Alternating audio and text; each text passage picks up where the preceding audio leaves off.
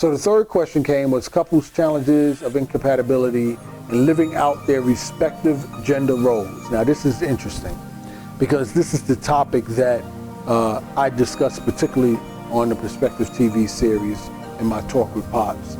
And what was brought up was, and this is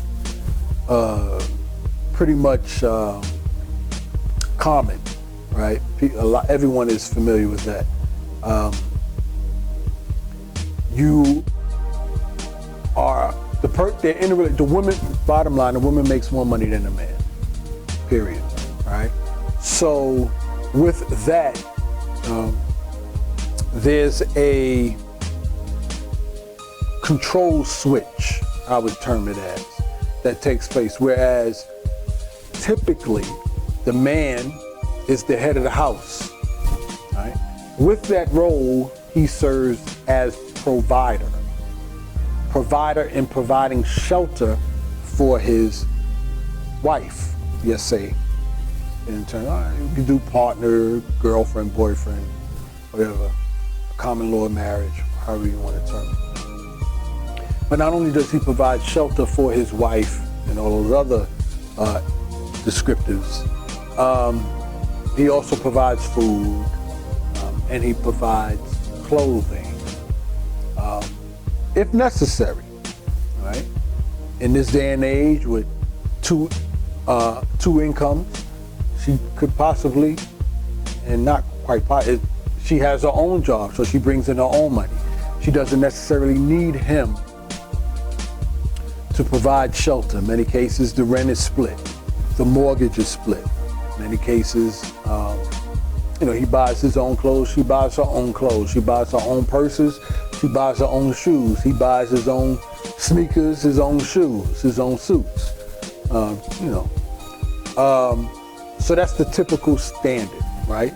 That has been, as was discussed in the Perspective TV topic that I discussed, that's the typical model that exists, I would say, today.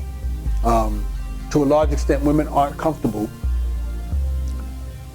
putting all their trust in their man or in the man because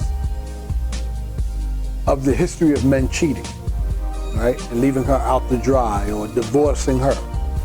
So her security, her plan B or protection is to make sure she has her own income coming in. So in case this fool acts up and does that, she's not going to be left stranded, and not having any ways or means to survive or take care of herself, right? All right, so that's the typical thing that happens today. But the incompatibility in living out their respective gender roles, this is where the twist comes in. Yes, say now, this is not a two-income household per se. This is a two-income household where she makes more money than he does. And therefore, she pays the rent, and yes, say he pays the utilities. Her name is on the list, his name isn't. I forgot to mention that. List meaning her name is on the lease. Her name is the rental lease or the mortgage. His name isn't. He's paying utilities. She's providing most of the income for the family. So how does that look in regards to gender roles as the man being the head of the house, so-called laying the law down, when she's the provider? How does that work? So that's the question that's posed. And it's a very good question. It's a very interesting question. It's a very challenging question. My advice in that area is, listen, there's some men who don't mind, their wife or their woman making more money than them. As far as laying the law down or the law of the house or the rules of the house, I think it should be an understanding, whether at the offset, at the beginning, or if this is a development that took place over a course of time, after being in a relationship for a period of time, then all of a sudden she gets a promotion and her income rises and his stays the same or gets less. I think a conversation needs to be had at that point. A real conversation needs to be had at that point. Whereas the topic, or one of the many topics, should be respect for one another's role in that household. Key. Two things: a real conversation, a hard conversation, a difficult conversation needs to be had on the topic of respect and understanding one another's roles, right? She could be making, all the money. If a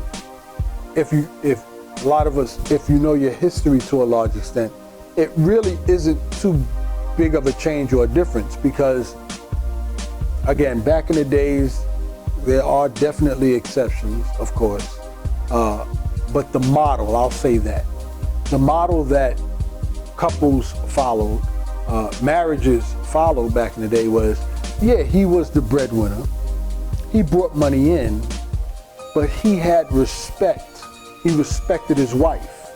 So what typically happened, according to this model, was the money that he made, he gave it to his wife, and she managed the finances.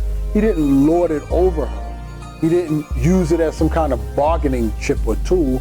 No, he understood his role as a provider to the extent of bringing in the bread or the money or the, finances, and giving it to her. And she would take that money and manage it and take care of the household with regard to whatever maintenance that needed to be made in the household, food, clothing. She would purchase his clothes, obviously I mentioned food already. If they had a child, take care of the child, and take care of the education of the child and the nursery and the babysitting, things of that nature. He just brought the money home to his wife and she managed it. That's typically how it went, right? But he respected her and she respected him. And I think that's the problem, or the confusion that's happening nowadays, where she can still be the breadwinner and bring the money in, and the challenge comes in there, well, is he fit to be able to manage the finances? Can he take care of the maintenance of the house? Can he cook the food? Can he provide clothing? Now, the genetic makeup of a man is to be the provider, not necessarily the nurturer. So that's why that conversation needs to take place. That's why, especially in regards to laying the law down, needs to take place. And the point I'm trying to get to is, even though she's the breadwinner and bringing money in, she still needs to respect his role as a man. Simple. He still should be able to lay the law down in his household as a man.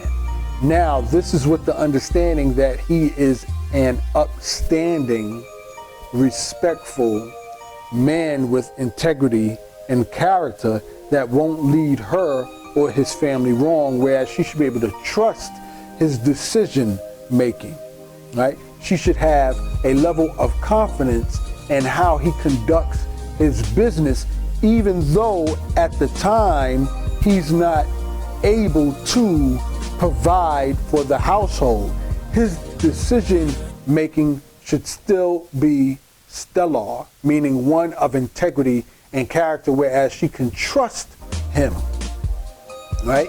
So now it's complex, because now she finds herself in a situation where, okay, she's working 9 to 5, bringing in the money, and now she has to be responsible for taking care of the household too, in her role and the way her gender is made up.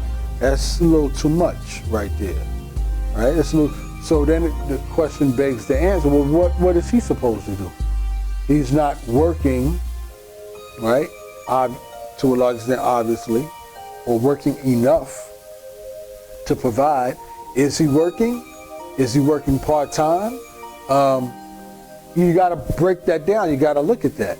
So if she's working and bringing in the finances, then he should be even not a nurturer.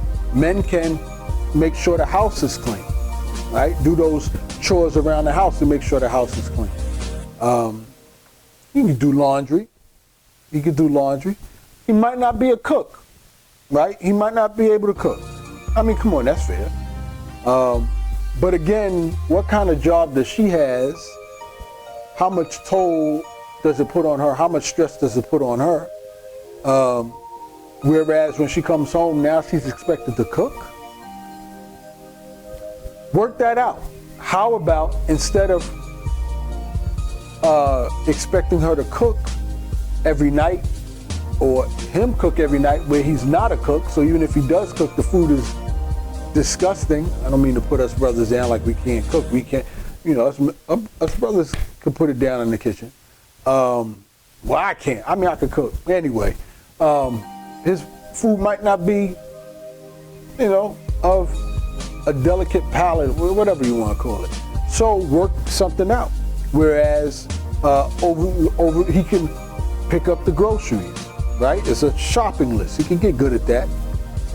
Pick up the necessary food, right, to bring in the house, right? Not saying for her to cook when she comes home every night, but bringing the necessary food, just say on a Friday, Thursday or Friday, whatever the case may be, and set aside time, carve out time over the weekend, whether it be a Saturday or a Sunday, to do meal preps and prep meals where he can help her cook. She has the Midas touch, so to speak, with the seasoning and things of that nature, but he could help prepare the food. He might not be able to cook it. He might not know how long to leave it on the stove or leave it in the oven or things of that nature, but at least he can help prepare the meal, right, to make it easier for her to cook. And you could do meal preps for the week. So that way when she comes home from work during the week, the meal is already there. All he has to do is put it in the oven. We got microwave ovens now. We got technology now. So that when she come home, he can at least have a hot meal for her. Teamwork, when she come home and eat, but still giving him respect as the man, since he is home, to lay down the law in the household as to what will be taking place in the house, right?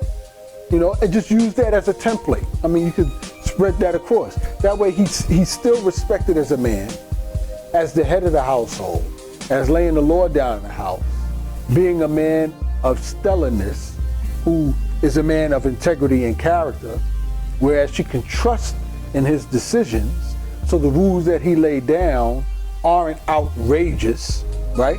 Isn't a burden on her. And that's how y'all can work it out.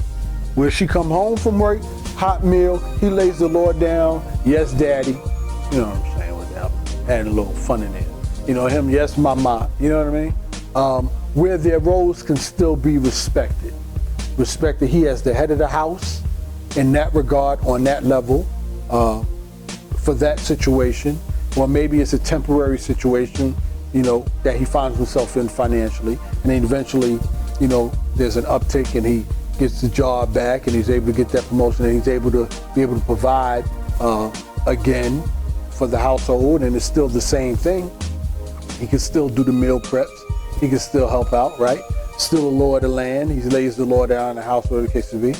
It's beneficial to her because she doesn't have to work as much or have to put so much burden on her. Maybe to an extent, it's a 2-income household, whereas her income now is supplemental. It's extra for the house. We can get little extra things here and there, things of that nature.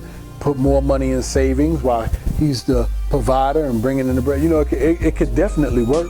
It could be easy on the both of you. It could be a shared experience, a sharing of the burden, right? So I think it just comes down to having that tough talk, tough conversation with the topic of respect, respecting each other's roles, respecting each other's position, and being able to cover that first hurdle, I think is the major hurdle towards accomplishing or overcoming that challenge related to couples in the area of incompatibility and living out their respective gender roles.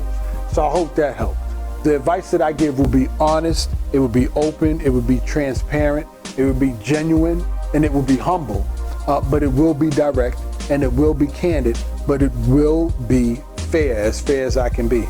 And if I'm wrong or if I'm ill-informed, I'm open to constructive criticism. I'm open to, corrections being made, respectfully. I don't tolerate that other nonsense, so let that be known for the record. Might not have to say it again. To a large extent, I don't plan on saying that again, but I think as adults, mature people, and not just adults, but mature people viewing my channel and whatever comments that you make sure it's along those lines, and we'll be fine. But I just wanted to put that out there to let you know where my advice comes from. It comes from a very humble, secure, genuine place. I really do want to share this information and help others.